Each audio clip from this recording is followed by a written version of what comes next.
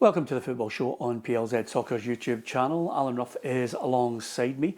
Don't forget, if you want to, you can join the football family by clicking on PLZ Soccer's YouTube channel. Come and join us for that. And if you want to get in the draw to go to the Champions League final in the Puskas Arena in Budapest, we'll throw in flights, accommodation for you and your pal. All you have to do is subscribe to PLZ Soccer's premium channel, and you can get the link for that on our YouTube homepage as well. And that'll put you in the draw in April when we'll decide who the lucky winner is then. And as ever, with our football show, our charity partner for the season is Maggie's Cancer Care. And if you go to www.maggies.org, you'll find out the great support they offer for anyone affected by cancer in your family or indeed your friends, and the support Maggie's offers. Ruffy, sad way to start the programme, and I think it's only right and proper we pay tribute to a proper legend. Sometimes I think the word is thrown about willy-nilly and not with any great substance to it. But Dixie Deans has sadly passed away at the age of 79, and he was not only a proper legend, but a great goal scorer. Yeah, I have to say I was saddened by the news when I heard it, but also thinking of Dixie put a smile on my face. I'm sure a lot of people will be the same that came into touch with Dixie. You know, just a bundle of fun, enjoyed life as it was, and everybody will have a story to tell because he was an absolute character. But you're right, Celtic legend, you know, and you can see the photos behind us. Not a modern day athlete, no, as you could see it. Even the hairstyle of it was quite unique. But had the ability to put the ball in the back of the net given the chance, and I'm sure a lot of Celtic supporters and Scottish supporters as well will appreciate what he did in the game. Yeah, there's a way that some players you associate with them, great goal scorers, best at times flamboyant. Jimmy Greaves passed the ball into the net. Dixie could come up with the absolutely sublime bit of skill to finish it off. This one here is when he basically took the Hibs back line for a runaround. And Jim Herriot as well. You know, I think Jim had come out and he just went round two or three of them and then went back again, you know, to make it even look even better. But I mean, these are the goals, obviously, the great times. And it was unfortunate, the penalty miss. I think the penalty miss, you know, it wasn't. He was the first penalty, wasn't he? That night they took it, he put it over the bar. You're talking about Inter Milan. Do you know the great thing about I sat all afternoon, I put it in chronological order, and I knew right away that you would just absolutely obliterate the order and think, I'm just going to jump over 1,000,001 bits of it.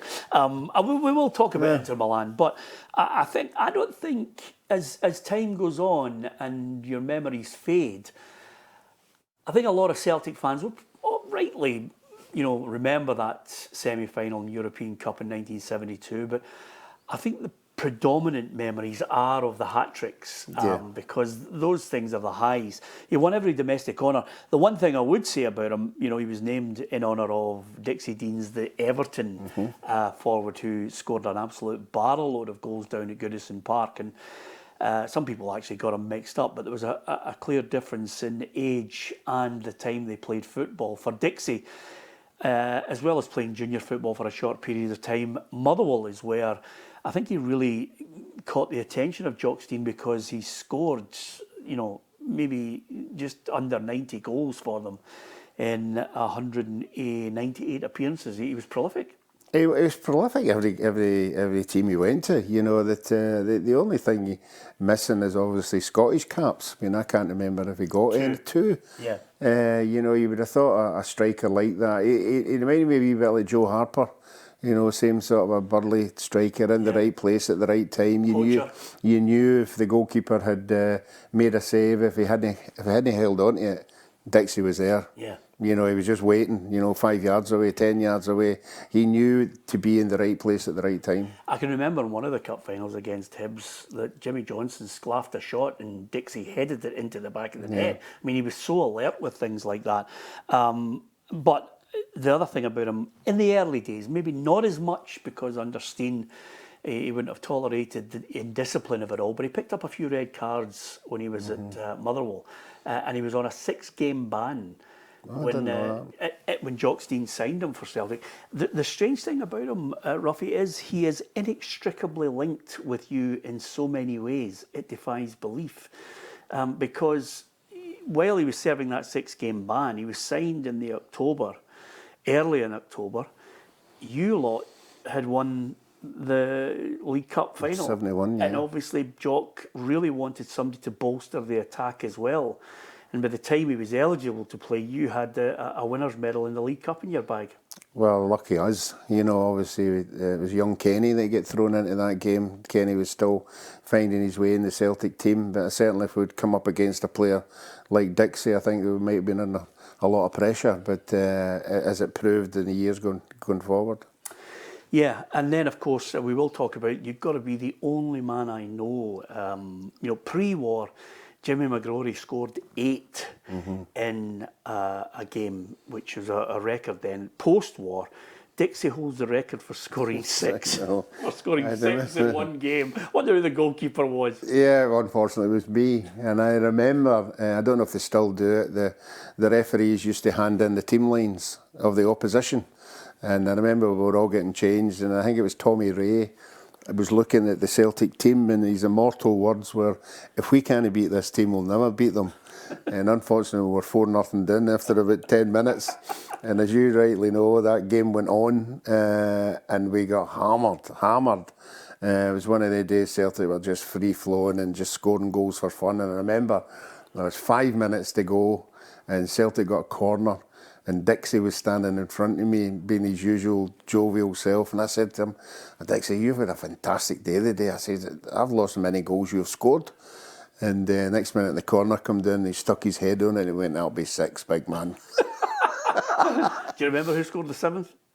No, but you're going to tell me. Yeah, it was Bobby Leonard. Was it Bobby Leonard? They absolutely hammered us that day. That was season 73-74. That's probably why I think at that time Willie Orman would have been forced into giving him a couple of caps for Scotland, because when you're that prolific, you've got to get a sniff. Yeah. Even though Joe Jordan was I think Joe Jordan had just maybe a year or two before had moved to Leeds United, so he would have been the spearhead of Scotland's attack. So that's the calibre you were up against. Yeah, and there was lots of good players round about there, strikers. But you thought, that when you talk to the strikers like Big Derek and the guys who are scoring goals for fun in the league, they can't understand why they never get picked to play for Scotland with the amount of goals that they've scored. And Dixie comes into that category. I mean, he would have terrorised any country. Yeah, and he's one of those guys. Listen, having spoken to him on more than a few occasions at Celtic gatherings, he was funny, as you know, loved a wind-up, but he didn't court what I would call the press and media on a regular basis, if at all. I don't think he was keen to sit down and chat about himself and things like that. So I didn't see a lot of interviews. You know how sometimes, I was lucky enough to interview, I think all the Lisbon Lions, but Dixie and that Quality Street gang of players that were coming through, and him being signed from Motherwell, when you get the Quality Street kids and then you've got Dixie added to that mix as well, you've suddenly got a potent team. But I didn't see a lot of interviews with him, but boy, he loved the noise up, didn't he? Oh, he certainly did. And a lot of people will not appreciate this, but the rivalry between Rangers and Celtic players and the games and all that. Rangers and Celtic players used to meet and go down into Buchanan Street. I'm sure the coffee shop was called the Kenko. Yeah. And George McNeil would go in there, Dixie would go in there, Jinky would go in there, and other Ray John Gregg, and they would all meet up. Don't have a coffee. Yeah. But Dixie is usually an internal, fun guy, and my introduction to him apart from Celtic was when he joined Partick Thistle. He actually joined Partick Thistle from an Australian team. I can't remember who it was. Adelaide. And at that time at Partick Thistle, I was the only full-time player. So I used to go in on a Friday, and Donny McKinnon, the trainer, would put me through my paces for a half an hour on a Friday. And I remember sitting one Friday morning, and Donny came in and he went, "You're not going to believe this, you're not going to believe this." I says, "What is it?" He says, "We've just signed Dixie Deans." I says, "What?" "Dixie Deans, he's come back from Australia and we've got him on a contract. He's coming up this morning. What we're going to do is we're going to go onto the park, and he's a terrific goal scorer. Wait till you see this, you're not going to believe this." And he says, what I'll do is, he says, "I'll go behind the goals with 20 balls, and you go in the goals, and I'll get Dixie at the 18-yard box, and I'll just feed balls out to Dixie, and he'll come in and he'll strike them, and wait to see this. So I said to Dixie, I says, he thinks you're great, by the way. He's bumming you up as the best finisher ever. He goes, oh, really? So I'm in the goals, and Donny's, he rolls the first ball out, right? And Dixie comes running into the box and trips. He falls in the penalty box. All right, Dixie, get yourself up. Next one. Donny McKinnon feeds the ball. He kicks the ball into Farrell Road. Honestly, right out of the park. And he's shelling these balls all over the place. And I hadn't even touched them. There was not one ball had went anywhere near the goal. And you could see Donny McKinnon's face going, I can't believe this. But that was the wind-up. And that's what it was like. The best wind-up ever for me was, he used to get into that joke shop in the town. Yeah. Tam Shepherd's. Was that at the Cross? It's up the street, Charing Cross, Tam Shep, and he used to buy all the rubbish of the day. And we were playing Rangers. We were playing Rangers at Firhill, and we're all waiting. There was a bell that rang, and so they go on the park. We're all lined up, and Dixie goes, anybody want a bit of chewing gum? Because everybody liked chewing gum. Hey, want to fancy a bit of chewing gum? They're like, I'll have a bit, Dixie, I'll have a bit. So they're all chewing the chewing gum. So we go onto the park, and Rangers got a corner in the first 5 minutes, and I'm lining the team, and I'm looking at all my teammates. They've all got green teeth. There's that chewing gum that turns your mouth, you're thinking of green. Oh, it was just. And another thing, he used to go to Esquire House early before we all get in for the pre-match. Yeah. He used to put suckers under the cups and the plates, so everybody would come in, cup of tea. So he'd lived like 12 guys, the cup of tea, and lift it up, and all these saucers smash everywhere in the place. Oh, My the favourite one is he's giving you a lift. Oh, the lift. It was eternal. He always come in with something big. We were all, at Thistle, we used to have a snooker table and a TV, and the gamblers all used to watch the racing at 1 o'clock. Yeah. And we're all sitting there, and Dixie came running in. You're not going to believe this. You're not going to believe that. Nearly won 50 grand. Yesterday, 50 grand at the races. Who won 50? Dixie said, no, he says, I nearly won 50 grand. Right. Oh, right. Some idiot went, how's that? He says, well, the first horse that I'd bet fell at the first. And the next horse fell at the second race. And the next horse fell at the last fence. And somebody went, how did you nearly win 50 grand then? He says, well, if they'd all won, I'd have got 50 grand. He used to come away with things like that. But Matt, you know the one you're talking about. Me, I was sitting in the dressing room, just a youngish boy, and he comes in and he goes, anybody get in the town? And I went, I'm getting in the town, Dixie. He says, oh, jump in the car. So I jumps in the car. Next minute they were driving away up Mulgai and Bearsden, and I'm going, Dixie, that said I'm going into town. I says, I know, I was just asking you if you were going into town. I wasn't saying I was going to take you. Just typical of the noise up of him. I'll tell you one thing though, which I, loved about him was the fact that he, like Ken Dalglish, loved scoring goals. I mean, the picture there sums him up. Yeah. That game in particular is quite unusual to get. When you get the team lineups and you see, because the Hibs side were rippling with quality. I always say to Pat Stanton, and I used to say to Alec Cropley and Jimmy O'Rourke and all those Hibbies that you know so well. And I think they probably feel the same way. If it hadn't have been for the fact that Celtic had so much quality, Hibs would have won the league on more than a couple of occasions. So to find them in a cup final was not unusual. Yeah. And they had taken a few good scalps along the way. But in 1972, and I think Jockstein had taken a bit of criticism for it, he maybe had dismantled the Lisbon Lions, some of them, a wee bit too early. And Bertie Auld ended up playing for Hibs that day. I didn't know that. In the Scottish Cup final. I think he wore the number 12 shirt. But he played for Hibs, and Celtic absolutely annihilated Hibs 6-1. Dixie scored a hat-trick. Yeah, that game. And the one thing that sticks in my head is I actually think, if my memory serves me correct from it, Ruffy, that Hibs, I don't know if they took the lead. I know Billy McNeil scored, but do you remember who the Hibs goal scorer was? He's a famous goal Was this the 6-3 game? This was 6-1. And there was a 6-3. There was a 6-3, which is a League Cup 2 years and later. I think Hibs had won a cup in between all that. They won the Driver Cup, beating Celtic 2-1. Right, yeah. So Hibs were getting to finals. Regularly, left, yeah. Semi-finals. Alan Gordon, do you remember him? Yep, centre forward, yep. Yep. So he scored for Hibs, but Dixie was just outrageous. If anybody of a particular generation gets a chance to see it, you should just listen. If you're a lover of football and a neutral, if there is such a thing, even if you love football, just go on. Celtic 6, Hibs 1. Deans, Rounds, Herriot. You say this guy on the I think it's Eric Shadler. Eric Shadler. Yeah. And he puts it into the back of the net. The reason why this is so famous for me is I think this is the game where he does a forward roll, which was just at that time. It was incredible. To score one hat-trick in a final gets you remembered forever and a day. To score 2 hat-tricks, 6-3. Do you know who scored a hat-trick that day as well? No. In the League Cup final? No. Joe Harper. Joe Harper scores a hat-trick. In a losing side. In a losing side. And Dixie scores another hat-trick to win it 6-3. That's incredible, Ruffy, isn't it? Oh, it is. It certainly is, but you have to look at that Celtic team now, wee Jinky. George Connolly at the back was absolutely an awful. Wee Lou McCarry before he went to Man United. And the youngsters that were coming through. I can't remember how many of them played that day. But certainly they had a team. And the thing about it, they talk about formations and low blocks and pressing and all that. There was none of that going on then. This was just going out.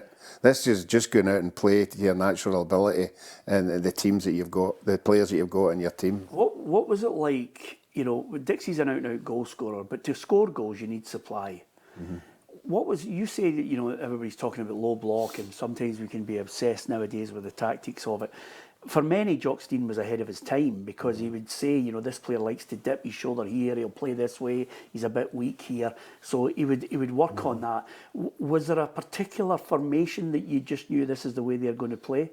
Not really. No? I think obviously the team talk in the Celtic dressing room would just go out and play to the best of your ability. And obviously they had like Tommy Gemmell, who was the first overlapping fullback. Yeah. Nobody ever spoke about overlapping fullbacks, the way, 5 in the midfield. He was the overlapping fullback coming and playing like a winger or a midfielder, getting into the box. Even Jim Craig on the other side Jim Craig would do that as well, and obviously you had the experienced players pulling the strings in the middle. But, if you think of the Celtic team way back then, I think the Celtic fans will remember all of them as collectively, but a lot of them as individuals, if you know what I mean. But in that particular time, Bobby Murdoch was still playing for Celtic. Bobby Murdoch, Dixie Deans must have been looking and thinking, all my prayers are answered here. Yeah. And even at the back, Big Billy, and John Clark, solid formation, centre half and sweeper, and obviously Jim Craig and Tommy Gemmell at the other side and Bobby in the middle. But just remind me now. I see wee Lou's there. Yeah. Is wee Lemon still there? Lennox was there. Lennox still was there, there. went to America and came back and re-signed for Celtic in 79 and 80. And that's how incredible he was, because Billy brought him back, asked him to do him a turn. But the reason why this side is, again, it's changing. Dixie's been signed in 71. Some of the players have been let go that maybe shouldn't have been let go. I think the Lisbon Lions maybe for a certain group of Celtics. But they had that crop of youngins. They had that crop that were that Dalglish, the Davisons, and they were on the verge of, this is the new. That's what put the pressure on them. The Quality Street kids, Davy Hay. That's what put the pressure on Stein maybe to probably say, listen, I can't hold them back anymore. These guys are absolute top drawer. Kenny, suddenly scores in his Old Firm debut in a penalty. Billy throws the ball to him. Dixie comes in and shows them how to score goals. And by the way, he could score goals. The amazing thing about it, and this is I think what a lot of fans won't understand these days, Ruffy, is in 1967, Rangers were in the Cup Winners' Cup final on the night that Celtic played Inter Milan in the European Cup final. In 1972, there were 2 games going on in Glasgow with Rangers involved in a European match at Ibrox, while Celtic were playing Inter Milan in the semi-finals of the European Cup in Glasgow at Celtic Park. that would be unheard of. It would be a police nightmare. Yeah, it certainly would. It wouldn't happen in this day and age. There's no doubt about that. And it's unfortunate, you know. Obviously, Dixie took the first one. I don't think anybody would hold that against him. You know, I mean, penalty, you miss penalty kicks. You know. Can you imagine though? I mean, it's 0-0 on the 5th of April over in the San Siro. Celtic have really played well against a really top drawer Inter Milan side, and an Inter Milan side that obviously had a history with Celtic. And there were still a few players from that side in the Inter Milan team. Sandro Mazzola springs to mind. Facchetti, Burgnic and Jair were good players for Inter Milan. But the Celtic side that night, Evan Williams, Jim Craig, Pat McCluskey. Over there? At Celtic Park. Oh, this is Celtic Park. McNeil. Yeah. George Connolly, who was like a Rolls Royce, Jimmy Johnson, Tommy Callaghan, Lou Macari, Bobby Murdoch, and Kenny Dalglish and Bobby Lennox. Dixie actually came on as a sub. How many subs? How many subs then? There was only one. One. So, I mean, there may have been allowed two, but there was only one that came on. It's a long time ago. If you're asking me to remember the rules on subs, I'm chucking it. But Dixie came on for Dalglish. And again, you know, stuffy game, 0-0. But again, when you think about it, Ruffy, this is a Celtic side that get to the European Cup Winners' Cup. They've been knocked out by Liverpool in contentious circumstances in '66. They get to this European Cup final in '67. I think they're knocked out by a really good AC Milan side in '68 when Man United gone to win it. That might have been '69. Forgive me for my age on this. 1970, they reached the European Cup final against Feyenoord, lose to them. Now, 71, 72 and 73 are the areas where the Dutch clubs dominate. Because Feyenoord win it in 70, Ajax then win it for 3 years on the trot. But in the semi-final in 72, Celtic could have been in a third European final, but for a penalty kick away. Sadly for Dixie, he skies it over the bar. But, you know, can you imagine them getting to another European final? No, it just shows you, you know, the quality that they had, you know, and the tradition. And you can see why Celtic fans have been brought up with that European tradition.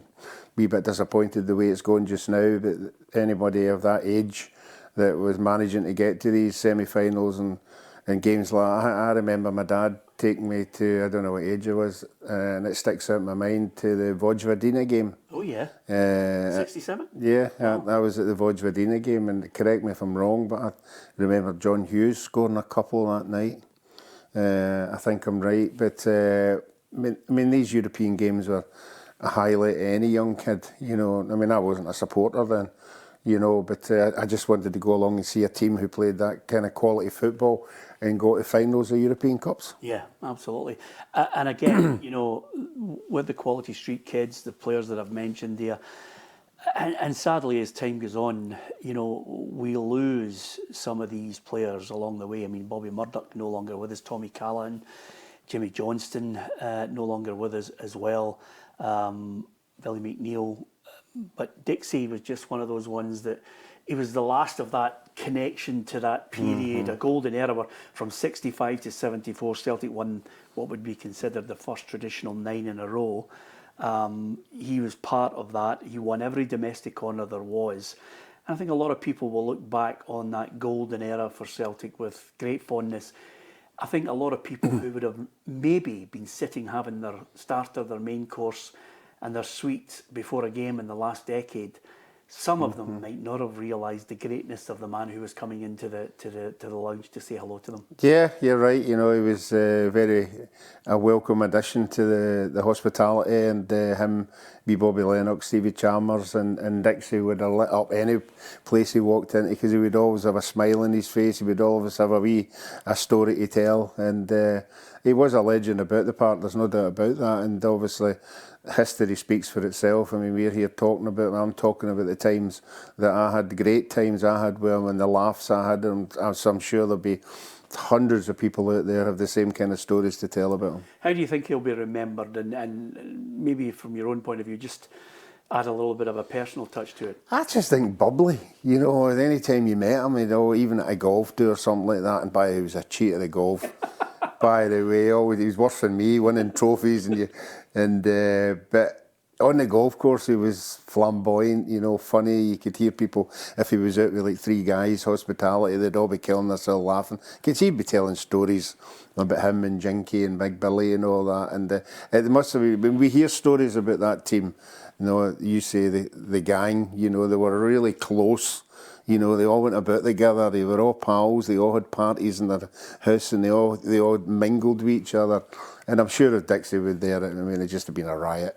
As a player, 6 goals. Yeah, against 6 you that goals. day. Yeah, Was yeah. it a nightmare, or did you look and say, can you even remember what you would have said? No, I can't. I just remember asking him how many he'd scored, because obviously you don't remember.